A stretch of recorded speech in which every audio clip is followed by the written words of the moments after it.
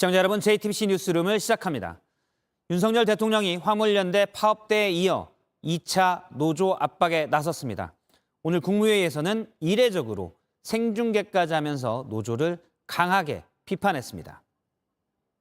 강성 기득권 노조가 금품 요구, 채용 강요, 공사 방해와 같은 불법 행위를 공공연하게 자행하고 있습니다. 폭력과 불법을 보고서도 이를 방치한다면 국가라고 할 수 없습니다. 대통령은 건설 현장의 폭력이란 뜻의 건폭이라는 표현까지 썼습니다.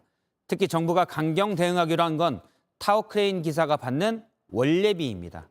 정부는 원래비 실태를 발표하고 노조 압박에 나섰습니다. 먼저 오원석 기자입니다.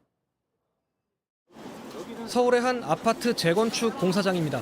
이 현장에선 타워크레인 3대를 운영 중인데 임금 외에 원래비 명목으로 1,600만 원 정도가 나갑니다.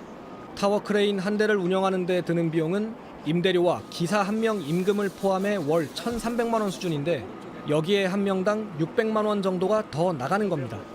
업체 측은 원래비를 안 주면 타워크레인 기사들이 일부러 자재를 천천히 들어올리는 방식으로 공사를 지연시킨다고 주장합니다. 정부는 이런 원래비 관행이 불법이란 입장입니다. 최근 몇 년 동안 조사한 것만 기사 438명이 원래비 234억 원을 받아갔다는 집계도 내놨습니다. 자격자가 한 2만 2천 명이 됩니다. 근데 전국에 세워져 있는 돌아가는 크레인이 한 5천 개가 조금 못 되는데 지금 이 건설 노조에 소속된 4천 명이 조금 넘는 사실은 전부 독점을 하고 있습니다. 이에 따라 정부는 강경 대응을 예고했습니다. 당장 이번 달 계도 기간을 거쳐 다음 달부턴 원래비를 받다 적발된 기사는 타워크레인 면허를 1년간 정지하기로 했습니다. 앞으로는 법 개정을 통해 면허 취소까지도 추진한다는 방침입니다.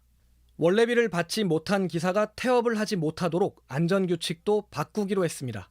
노조는 정부가 현장을 모른 채 일방적으로 노조를 탄압한다는 입장입니다. 원래비를 주는 배경엔 공사 속도를 더 내달라거나 위험한 일을 해달라는 등의 건설사 요구가 있다는 겁니다.